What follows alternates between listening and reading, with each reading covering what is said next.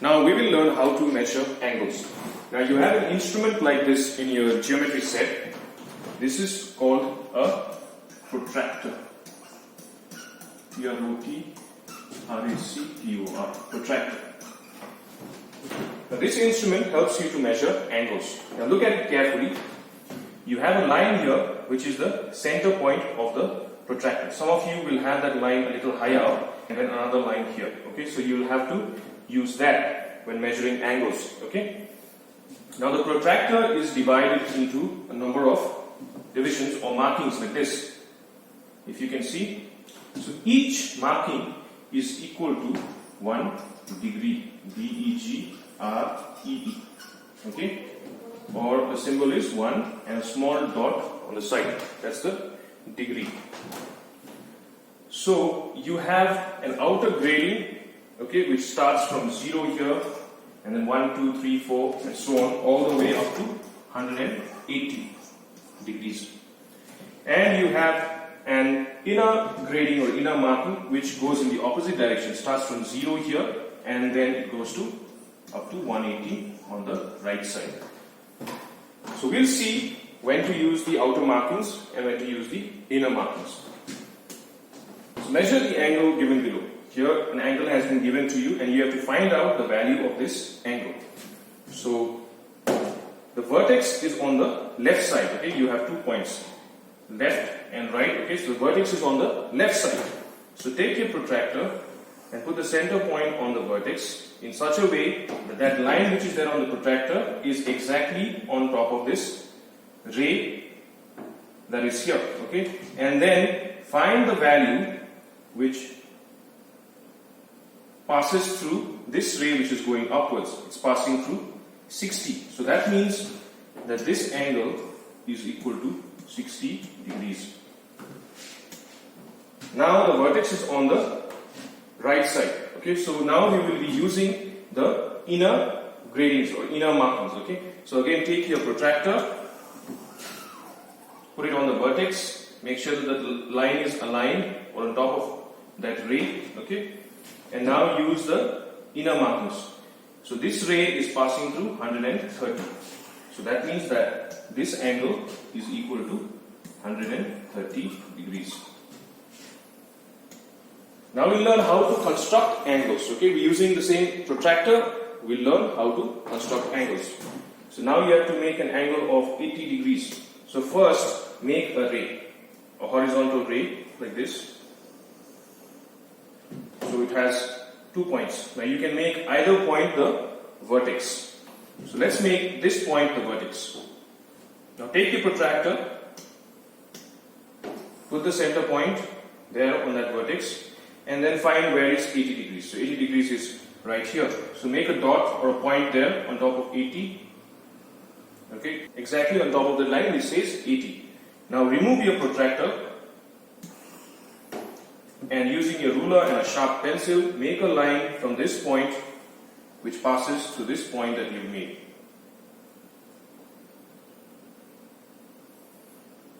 So in that way you have made an angle of 80 degrees. Next, construct an angle of 150 degrees. So first make the horizontal ray. Now let's make the vertex on this side. So take your protractor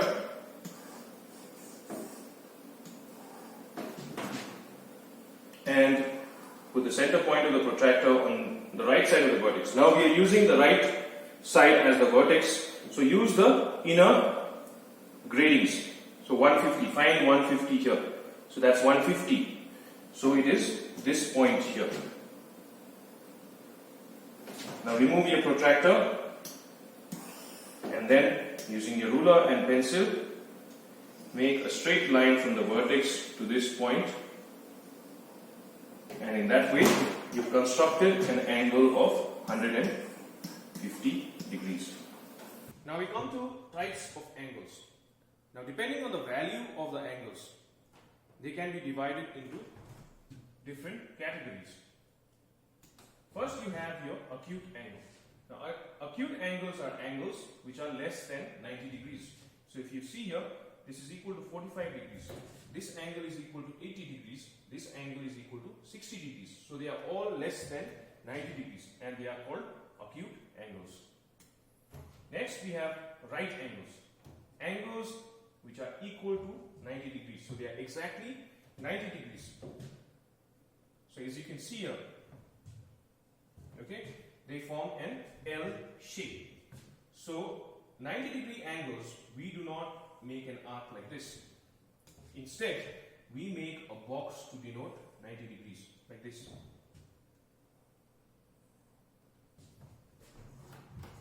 So the two rays, they are also said to be perpendicular to each other. Perpendicular means they make an angle of 90 degrees with each other. Perpendicular. Next we have obtuse angles, which are angles which are more than 90 degrees but less than 180 degrees. So here, till here it is 90 degrees but it's going beyond 90. It's 120. Here, till here it is 90 but it's going beyond 90 to 135 degrees. So these are more than 90 but less than 180. Next you have straight line angles, which are angles equal to 180 degrees. So when you have two rays, okay, which when they join, okay, they make a straight line, then they make an angle of 180 degrees. From here to this point it is 90 and from there again to this point it is 90. So 90 and 90 is 180 and they make a straight line, and that is why they are called straight line angles. If you look at this, these two rays here, they are also forming a straight line and the angle that they form is 180 degrees. Next you have reflex angles, which are angles more than 180 degrees but less than 360. So we are looking at the exterior angles here. We are not looking at the angles on the inside. Okay, so we are looking at the exterior angle here. So it is more than 180. Till here it is 180. It's going beyond that to 225 degrees. Here it is going 180 plus again 90, 270. So these type of angles whose values, okay, are more than 180 degrees but less than 360 degrees, they are called reflex angles. And the last one, complete angle. Now when two rays, okay, they lie on top of each other like this, the exterior angle that they form is equal to 360 degrees. Here, ray AX is on top of ray BX, so the angle that they form is 360 degrees. Here too, the ray AX is on top of ray BX, okay, going in the same direction like this. So the exterior angle that they form is equal to 360 degrees and they are known as complete angles. Now let us learn about the different types of lines. First we have our parallel lines. Now look at these two lines, AB and CD. They are in such a way, okay, that no matter how much you extend them, they will not ever touch each other. So those type of lines which do not touch each other, okay, or which will never touch each other, those are called your parallel lines. Just like your two rails on a train track, they'll never touch each other. So that is an example of a parallel line. These two lines here as well, PQ and RS. No matter how much you extend them, they will never touch each other. So these kind of lines are called parallel lines. To show that two lines are parallel, we can write it in this way.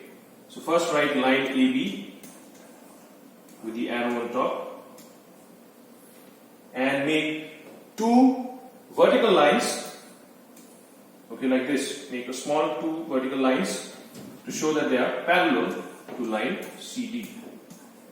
So this is read as line AB is parallel to line CD. Here we can write line PQ is parallel to line RS. Next we have your intersecting lines. Intersecting. Okay, so look at these two lines, AB and XY. They meet each other at this point. So these two lines are said to be intersecting. Look at these two lines here, AB and CD. They're not touching each other, but if I extend this line, it will definitely go and touch line AB. So these two lines, even though in the figure it was not shown as intersecting, but if you extend them, they will meet each other at some point. So they are still intersecting lines. So intersecting lines are lines which meet each other at some point. Next we have perpendicular lines, which are also intersecting lines, but when these lines they meet each other, they make a right angle, okay? Or they are perpendicular to each other. Right angle, perpendicular means they make an angle of 90 degrees. So lines which when they touch each other, they make an angle of 90 degrees, they are called your perpendicular lines. To show that two lines are perpendicular, we can write it in this way. XY, line XY, and make a symbol of perpendicular, that is make two lines such that they make 90 degrees, a small one, and then write the other line AB. So this means that line XY is perpendicular to AB. That means it makes an angle of 90 degrees when it touches AB.